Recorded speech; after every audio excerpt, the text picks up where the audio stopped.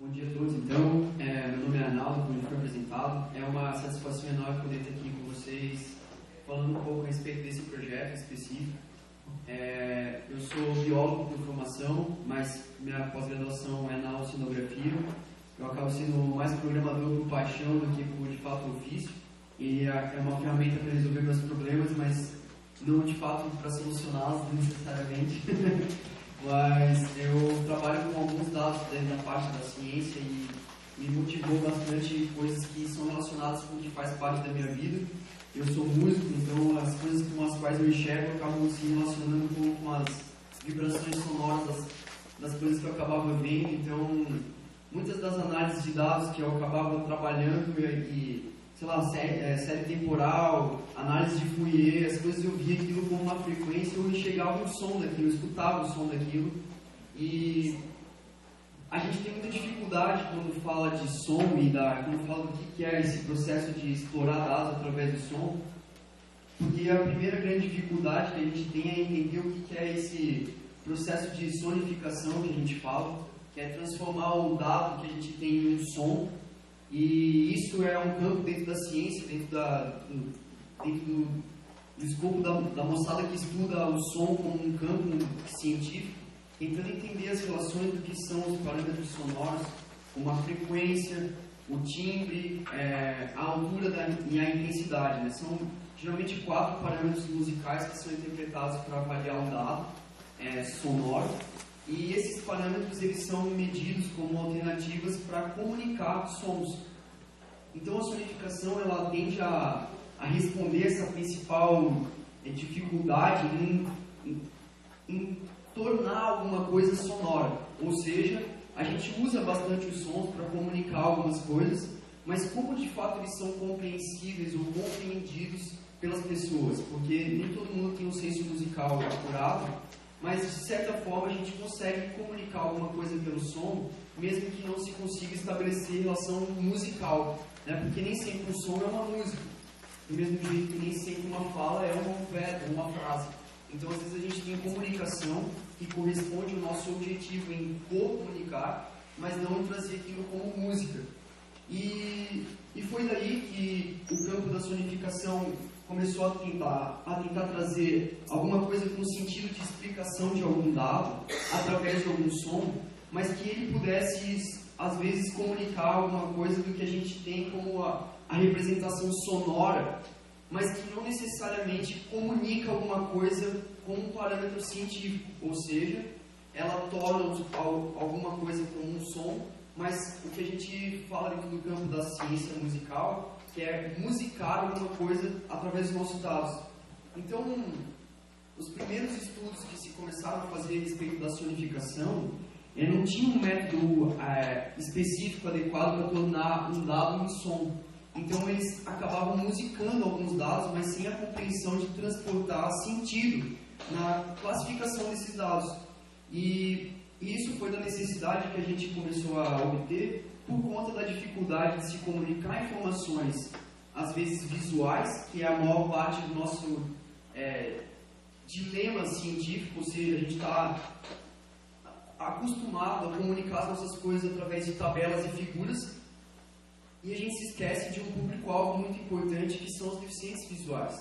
São pessoas que não enxergam as coisas e precisam comunicar alguma informação através de um outro parâmetro, ou o tato, como a gente vê as colocações nas calçadas, as letras do auditório ali tem as coisas em braille para as pessoas poderem ler, mas a comunicação dos dados acabam sendo uma dificuldade para a interpretação dos próprios artigos em inglês que são escritos.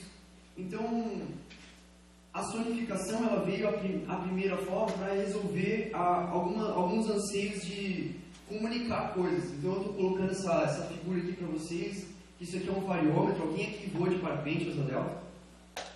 Eu sou voador de parapente também. E isso aqui é um equipamento que a gente consegue, sem ter que ficar olhando e medindo a altura que a gente está. A gente escuta se a gente está subindo ou está descendo de acordo com o som. Então eu escuto. Então eu escuto se o som é agudo, ou seja, se ele tem um tom mais alto, eu estou subindo. Se ele tem um tom mais baixo, eu estou descendo.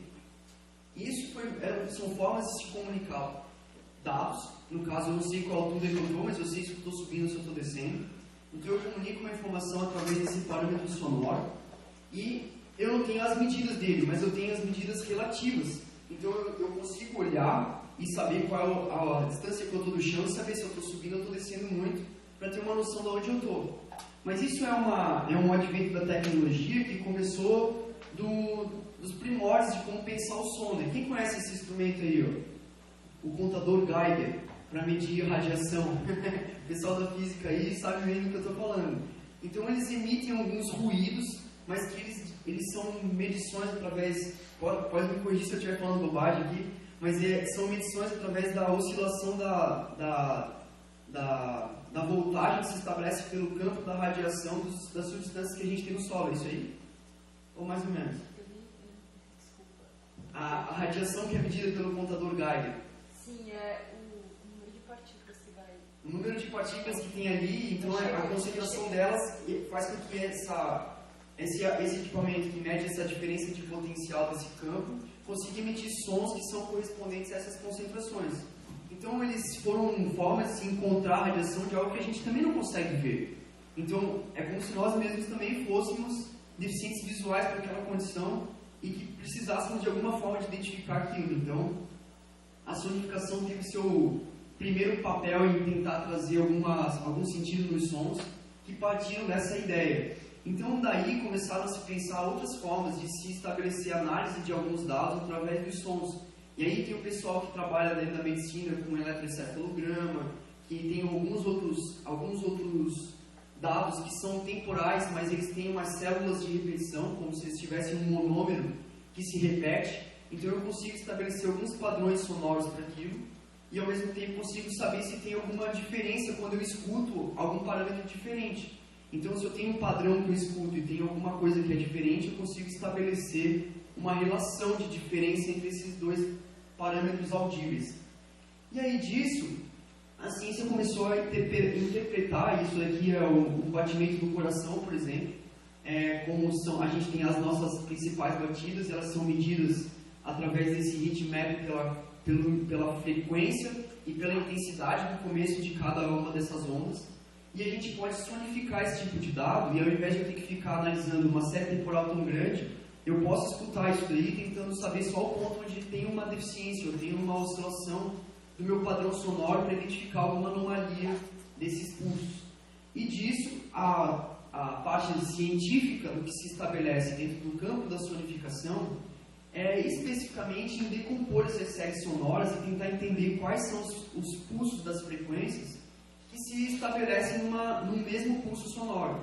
Então não é muito bem o foco dessa nossa fala aqui hoje, que é falar um pouco de como eu comecei a pensar um pouco nisso e junto com alguns outros pesquisadores começamos a desenvolver uma ferramenta que é esse Data Sounds, que eu estou caminhando para começar a falar dele, que é uma ferramenta que tenta trazer um modo de exploração através da sonificação simples e direta para usuários Python.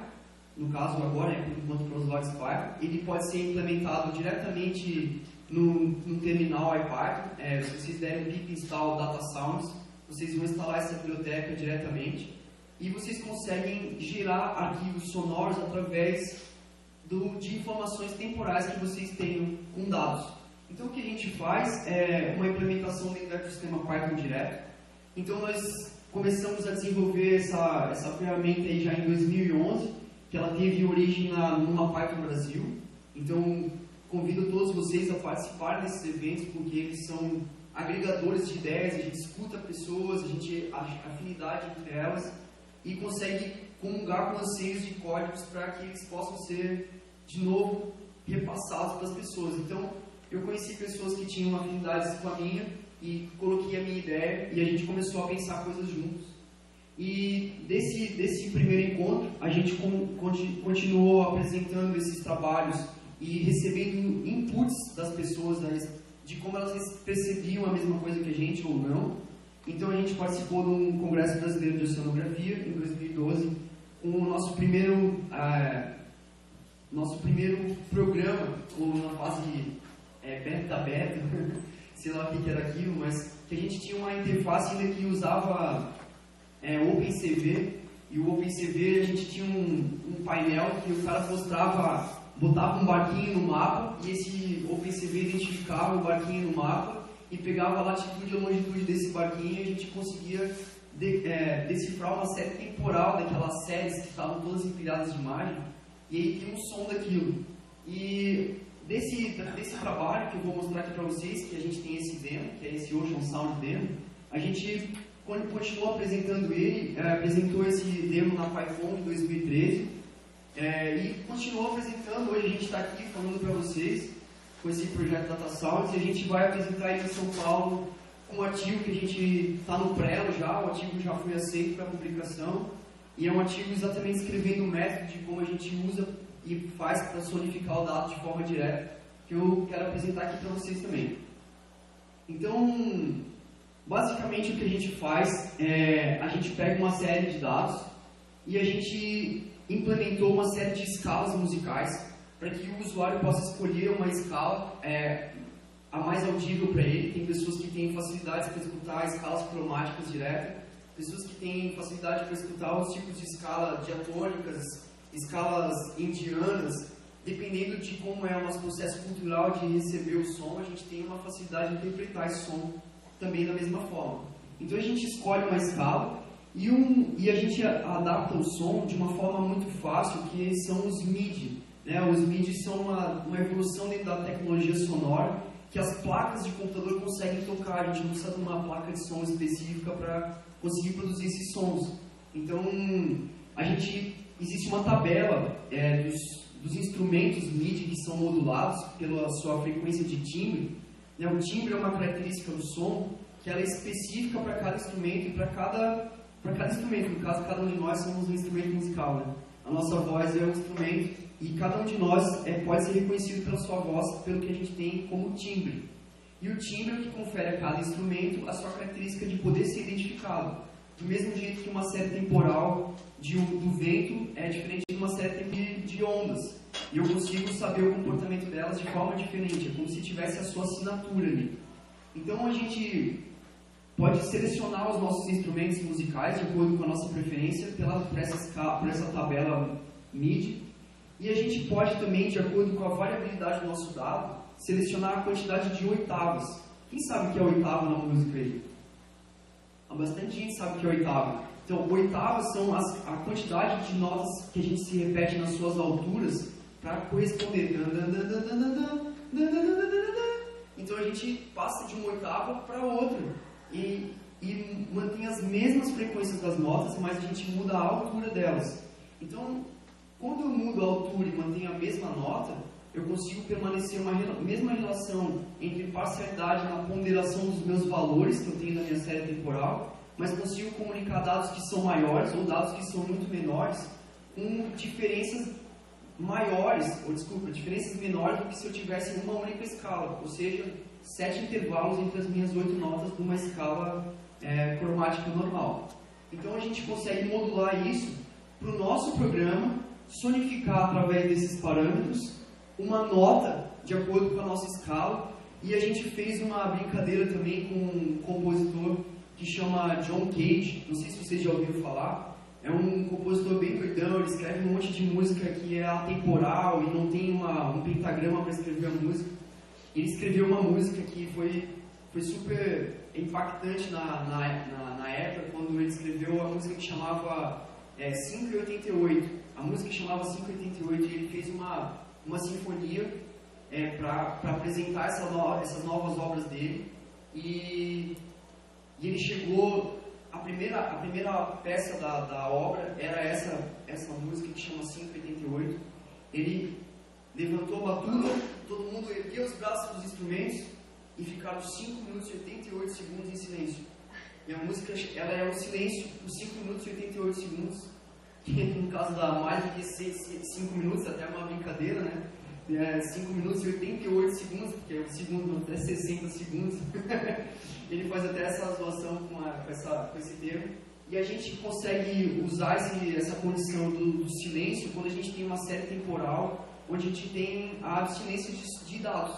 Então, quando a gente tem um monte de NAs, ou NANs, no nosso caso para Python, a gente tem uma série temporal toda em silêncio, a gente também tem uma música em silêncio, em analogia ao John Cage. Então a gente colocou essas notas em silêncio correspondendo aos nossos dados ausentes. Então quando eu incluo uma série ausente, eu vou ter uma música de silêncio. Então eu posso comunicar também o silêncio como sendo um dado, ou a falta dele. E aí, como a gente descreve essas escalas, a gente tem algumas escalas aqui, as escalas maiores, menores, as escalas pentatônicas. Eu implementei a escala blues também, que é uma escala que tem menos notas, mas acaba tendo uma sonificação mais agradável. Então a gente implementou algumas escalas que podem ser escolhidas pelo usuário, mas o nosso programa aqui ele acaba sendo bem simples. Isso aqui são duas formas de fazer o programa. E essa primeira forma, nessa figura A aqui, no script A aqui, a gente importa o data sounds. Com o seu módulo sounds, a gente importa as funções chamadas getMusic e W2MIDI, que vai transformar essas ondas de wave para MIDI. Então, o que a gente faz aqui, basicamente, deixa eu ver se eu consigo mostrar aqui para vocês. A gente dá um import dentro do Data Sounds. O Data Sounds é facilmente instalado, como eu já falei, pelo pip install Data Sounds. E a gente importa essas funções aqui. Cadê o Ivan? Ivan, chega aí rapidão, por favor, cara. E a gente importa essas funções aqui para poder gerar uma música. Então, quando a gente gera esses dados randômicos aqui, a gente pode construir uma série temporal de 16 dados e gerar o nosso som aqui.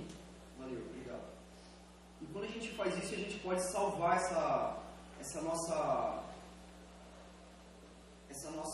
série de dados transformadas em música dentro dessa figura aqui. Se eu quisesse plotar essa figurinha só para a gente ver esses dados, como que eles são, e a gente pode escutar esses dados que agora estão aqui no meu diretório. Então, quando eu escuto eles,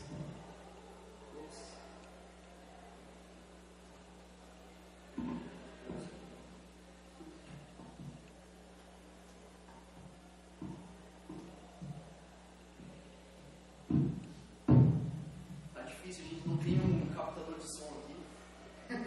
Faltou um P2 pra gente ver.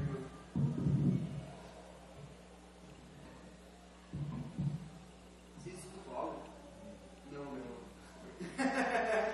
É ótimo, né? Falar assim, sem som, né? A gente quer comunicar um dado com o som e não tem o som. Aí tem os nossos paradigmas, é por isso que a ciência acaba tendo esses tipos de paradigma, né? Porque a gente tenta comunicar as coisas com a imagem, mas se o cara não enxerga a imagem, como é que ele faz? Né? Oi, agora eu tô falando muito alto. Vamos lá então, ver se eu consigo soltar o som aqui. Não vai dar porque vai estar o captador. Eu não vou conseguir mostrar o som. Mas tranquilo, a ideia é basicamente essa daqui. A gente... Não precisa mais, obrigado, mano. A gente consegue, além de construir a nossa série temporal aqui do nosso dado direto, que é tornando ele uma simples série com som, a gente consegue fazer as composições de mais de uma série temporal, ou seja, eu consigo usar duas séries temporais e, ao mesmo tempo que eu posso olhar uma coisa e olhar a outra, eu posso escutar também duas coisas por conta do timbre. O timbre faz com que eu escute dois instrumentos diferentes de uma orquestra e consiga entender dados diferentes. Então eu consigo também modular o meu instrumento que eu estou utilizando. No caso aqui o 0 é o piano e o 32 é um violoncelo. Então eu consigo escutar o piano e o violoncelo, cada um deles tocando uma das séries temporais. Então se eu conseguisse ter uma série temporal de um vento e de uma onda, eu conseguiria montar a sinfonia do vento e da onda. E escutar esses dados, e é o que a gente tem com esse nosso código aqui, é o que a gente faz. E disso, a gente montou um demo, uma demonstração, que é o Ocean Sound, que também tem o código disponível. É tudo código livre, está tudo open source. Esses códigos estão todos lá no GitHub. A gente tem carência de pessoas para ajudarem a desenvolver. A gente tem algumas issues lá também. Então, sintam-se convidados a participarem, a terem outras ideias, até colocarem outros pontos lá da gente pensar em melhorar o nosso algoritmo disso. Mas o que a gente faz basicamente é tem uma série de imagens de cor do oceano. Como eu trabalho com uma parte do fitoplâncton, eu mexo com uma parte do fitoplâncton, da clorofila, que a gente tem as imagens de cor do oceano através de um sensor satelital. Então, quando a gente tem uma série de dados que é de um único ponto, dessa latitude e longitude, a gente tem que empilhar essas imagens todas para poder extrair dessa série uma série temporal daquela posição.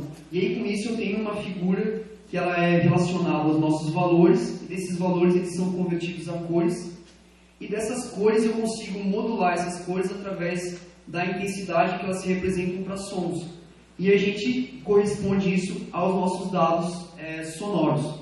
Então, quando a gente faz isso, a gente torna isso usando a mesma função Get Music, que é do Data Sounds, e a gente usa a função para extrair a nossa série, e a gente colocou isso tudo dentro de um servidor que é cedido gentilmente para a gente pelo Hackspace lá, e os caras nos deixam usar a carga do servidor para armazenar as nossas imagens. E aqui tem um exemplo dessa aplicabilidade, onde a gente tem 10 anos de dados de séries mensais, e vocês podem acessar, é ocean.datasounds.org, e se vocês clicarem no ponto do mapa, ele vai gerar para vocês a série temporal que está ali, e vocês vão escutar uma musiquinha meio monótona, e esses sons vocês podem começar a treinar o ouvido de vocês para depois entenderem que existe um pulso entre a primavera e o verão, entre a primavera e o inverno, e entender esse som sem ter que olhar uma figura e comunicar através do som uma informação importante para quem não consegue ver. Então eu consigo treinar aquilo com alguém falando o que está acontecendo e utilizar essa informação depois, mas sem ter alguém indicando o que está acontecendo. A gente está com um problema agora na API do Google Chrome, ele aparentemente não está tocando o som do Google Chrome, mas está funcionando no Firefox. E a gente está desenvolvendo agora a nossa versão beta, né, que está ainda em progresso, mas que está funcionando dentro do /static/test.html, que a gente está otimizando uma nova base da NASA para que se carrega já direto as imagens de cor do oceano. Então aqui no cantinho superior, à direita, existe os layers que a gente pode carregar também e visualizar isso. A nossa próxima estratégia é tentar colocar os layers de acordo com os anos que a gente tem ali carregados, para que a gente possa visualizar a imagem de concentração de clorofila, né? Os verdinhos ali são as concentrações de clorofila maiores. E a gente pode trazer esses pontos dessas informações dentro dessas figuras e utilizar isso como uma demonstração do que o Data Sounds faz. Então, o projeto, como eu falei, é todo open source. A gente está com 3 produtos, basicamente: o Data Sounds, o Ocean Sound Demo, que é esse que funciona diretamente no servidor, e esse que é o Wind Sound, que a gente está tentando, e já existe um demo dele também, que é interagir com a figura com o mouse. Então eu consigo tocar os sons da figura interagindo com o mouse, e o passo disso daí é para que o cara que é deficiente visual possa usar um smartphone ou qualquer outro equipamento, que ele possa chegar numa conferência e olhar a figura dele escutando com a câmera do celular dele, como se aquilo fosse o mouse em cima da imagem. Então ele consegue tirar uma foto e parametrizar as cores de acordo com as informações numéricas que as cores representam e visualizar aquilo no heatmap, escutando a cor que está respondendo ao som. Então, se a cor é um azul, ele vai fazer pô. Se a cor é vermelha, ele vai fazer pã. Então ele vai fazer pô. Ele sabe onde que está ficando mais escuro e onde está ficando mais claro, e onde tem um dado maior, um dado menor, e tentar interagir com isso através de uma transformação da captura da imagem com cores, transformando isso para sons. Então isso é o que o Wind Sound está fazendo no momento, mas interagindo apenas com a Matplotlib por enquanto. Então ainda está em... Isso aí, sei lá, se existe um pré-release, ainda nem foi distribuído para as pessoas testarem de fato, mas está lá no GitHub também para quem quiser testar. A gente tem que agradecer as pessoas que estão nos proporcionando poder divulgar essa ferramenta para que outros usuários comecem a de fato testá-la com mais eficiência, porque é uma forma de fato imediata para colocar a análise de sons dentro do ecossistema Python sem ter que abrir um outro programa de análise de sons para analisar aquilo como som de forma indireta, que é o modo como as pessoas analisam sons hoje em dia. Então eu pego um dado e abro um outro programa, transformo em som, limpo as frequências. A proposta do Data Sounds é não limpar nada, é escutar o dado como está ali e tentar tirar alguma informação que possa ser útil como uma avaliação prévia dos nossos dados. Então, a gente tem uma parceria com o pessoal do Instituto Bootflipper, que é o qual eu sou pesquisador também, que é em Laguna. A gente começando a trabalhar com a parte de sonificação da comunicação dos cetáceos, que é por conta da ecolocação, e a gente está tentando fazer algumas coisas relativas a isso com Data Sounds. O pessoal lá da Califórnia, da Universidade Davis, com um laboratório de biologia intensiva, que trabalha com a parte de genética, e existem alguns processos de sonificação dentro do estudo da genética. E ao agradecer o pessoal do Hackspace pela hospedagem do nosso programa demonstrativo, que acaba ampliando um pouco a usabilidade dele, no sentido de que algumas pessoas conseguem ver isso. Então, meu tempo já se esgotou, eu acredito. Ainda tem mais um tempinho. Tem 10 minutos, então a gente vai deixar para o pessoal poder fazer as perguntas. Aqui estão os nossos contatos, a nossa página lá também, datasauds.org, tem um dos nossos colaboradores aqui, é o Luiz Irber, não sei se vocês o conhecem. Ele é engenheiro de computação e está trabalhando lá na Califórnia agora e vem desenvolvendo algumas outras das partes dentro desses módulos acoplados. Era um pouco isso que eu tinha para trocar com vocês. Eu espero que sirva para alguma forma de experimentação dos dados de vocês. E, novamente, convidar para quem quiser xeretar lá, colocar o dedo, quem sabe até a gente implementar isso aí dentro do... Como é que chama o teu código lá? O fólio. Quem sabe a gente colocar o Data Sounds no fólio para o cara acessar a série temporal dele e poder dar um play na série temporal dele lá e utilizar uma outra forma de visualização dos dados. Era isso então, galera. Muito obrigado. Bom efeito para vocês e aproveitem.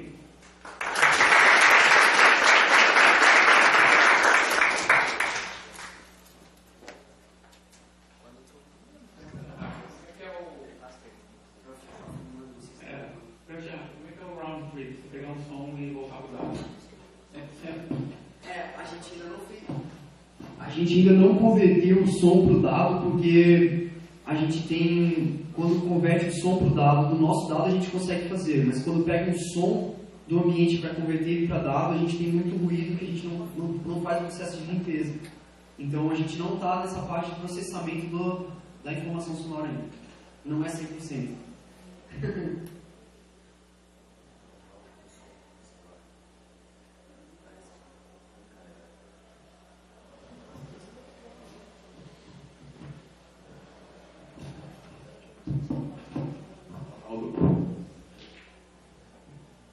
Alô.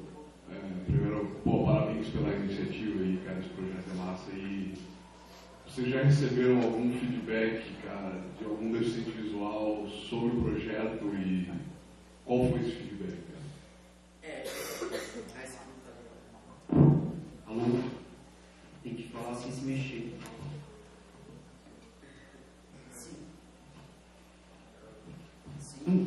Beleza, cara, a gente já recebeu algum feedback, sim. Tem um deficiente visual que interage com o computador, inclusive usando o Orca, e ele tem usado o nosso Data Sounds para fazer a exploração direta do que a Matplotlib gera para ele. Então ele consegue programar e escutar o que ele está fazendo do que plotou, então ele sabe a série temporal do que ele está plotando, mas é apenas um usuário. Então a gente tem carência desse teste porque, como o Felipe perguntou, a gente não faz a parte de processamento do som.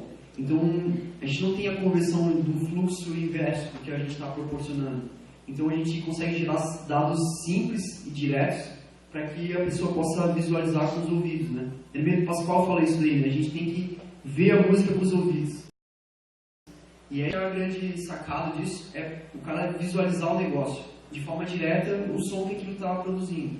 Mas sim, a gente tem esse feedback, o que acaba motivando, porque eu, felizmente, tenho a acuidade visual, mas eu sei que tem pessoas que não têm, mas eu acho que não desenvolvi por isso e acabou tendo essa utilidade. Desenvolvi porque eu tenho muito prazer em escutar o som de coisas que eu posso ver. Então, foi por prazer, mas acabou tendo alguma utilidade que satisfaz mais ainda de poder utilizar a tecnologia para alguma finalidade direta, né? Mas é isso aí.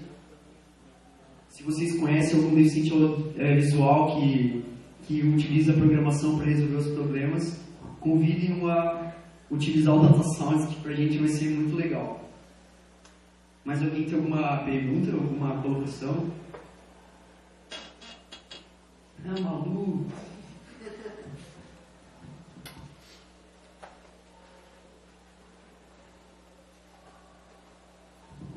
Bernardo, queria te agradecer pela palestra, sabia que isso era possível para mim.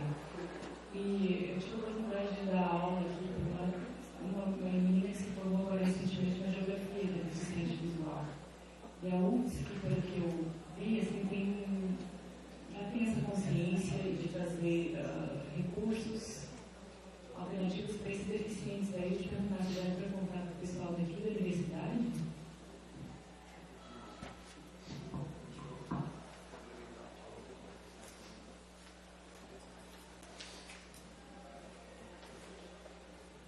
Oi, Malu, obrigado pela colocação.